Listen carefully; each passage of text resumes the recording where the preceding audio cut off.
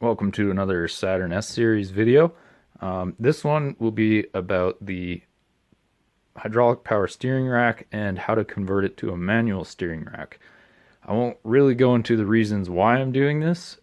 It's just I've decided to do it. I've already removed it from the vehicle and removed the outer tie rod ends. I'm not going to go into those either. But this is how it would look, basically, if you pulled it off the vehicle.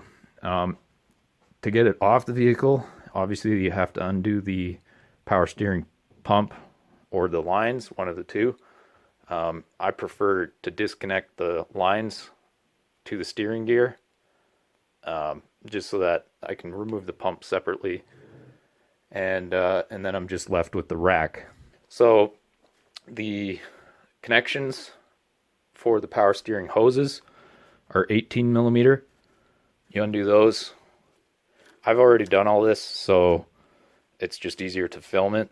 I was just about to start the modification, but I wanted to film it just so that it's out there. So that's a power steering pump. I'm not going to be using this anymore.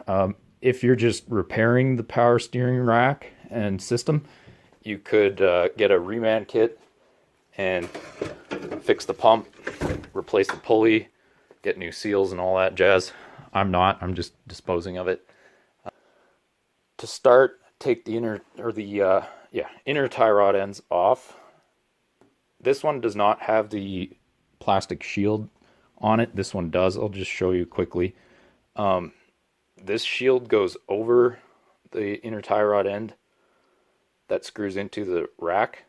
So you have to knock this back with a chisel or a hammer or something to get this plastic shield off of the actual threaded portion. That spanner is 1 7/16". It will break the tie rod end loose. This size is applicable to a lot of GM tie rod ends, so it's handy to have that. Like I said, I don't have a wrench that's 1 7/16" big. You could use a adjustable wrench, but I happen to have that. So anyway, this is a good time to replace your inner tie rod ends, and I'll get to this in a minute.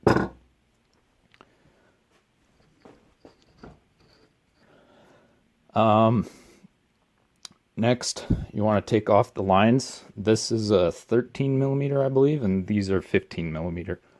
So you just want to undo these. Power steering fluid is going to get everywhere. You want to save the threaded nuts, this portion here. We'll use those to cap the fittings later. There's this 21 millimeter headed cap nut type thing. It's threaded into the body of the steering housing. It can be a bit tough to get off.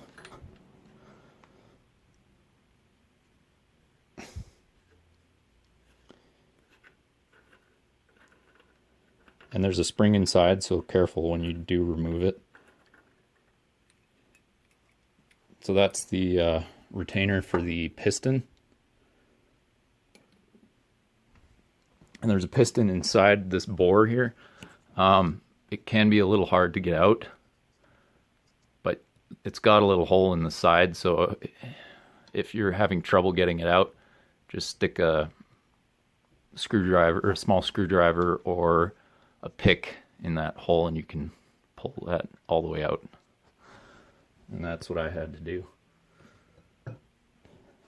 Just like this.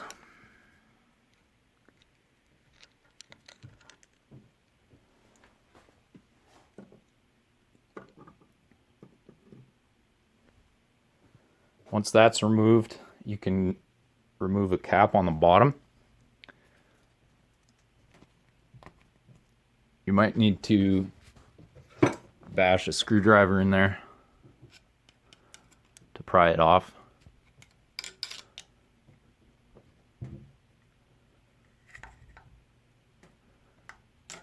There we go. This is just a dust cap. And then there's a 15 millimeter nut on the bottom. There's the nut removed. Once that's off, you can take the snap ring off the top. Right, I got the snap ring off. Now you want to beat the shaft down that way. Now there are 3 internal seals and 1 seal near the snap ring, so it's going to be a little bit difficult to get the shaft out there at first. Try not to damage anything. I used a punch, which I don't know why I don't see it. Anyway, I used a punch to punch that down. You're overcoming 3 different seals and maybe some burrs, so it's going to be a little bit hard. Don't be afraid.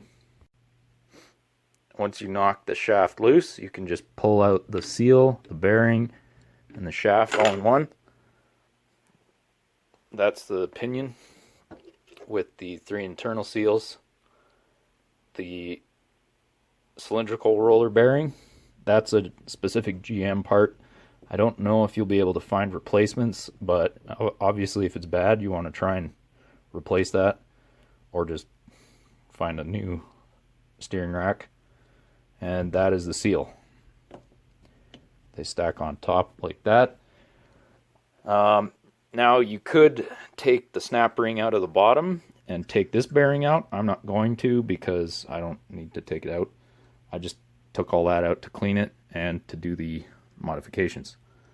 Once you have the pinion out, there's a little snap ring on the passenger side of the rack, and if you rotate, there's a little hole in the top of the steering rack. If you rotate the snap ring, you can get the end of the snap ring to that hole, and then you can just push the snap ring out through that hole. Or stick a screwdriver in here and just go along. There we go. That's the other snap ring. And then you should just be able to slide the rack off. There's 2 other seals and a piston.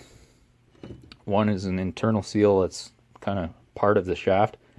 This is the whole reason of taking apart the shaft, or the system this far. In order to make it a manual rack, you have to cut this off. So take the piston and the end seal off.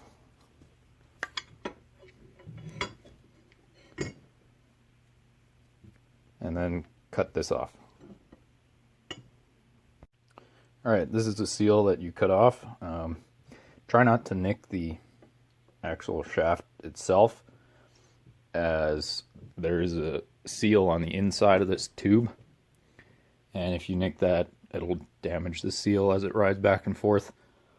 Yeah, just throw that out and then reassemble. There's a couple ways you can make a cap out of those. You can cut the tube off and just weld. If you have a welder, that's what I'm gonna do. I just have a small welder, so you just put a little cap weld over the hole where the tube comes out. Or if you don't have a welder, you can just snip the end of the tube and crush it so that there's no gap. You want to crush it and probably curl it, and then same with the small end. So you make 4 caps, 2 for here and then 2 that go in here. And then for the power steering pump lines, these are 2 different sizes of thread. One thread you can use that actually comes off of Saturn's is an oil galley plug. One of those plugs fits right into the small fitting. And then because this side is a different size, you can't use another plug, so the outer tie or the inner tie rod ends, sorry, the inner tie rod ends, they thread directly into there. So you can just cut the end of the tie rod end off and screw it in. Alright, and there you have it. The plugs are all welded up. This is ready to go back on the vehicle. But yeah, that's it. Thanks for watching.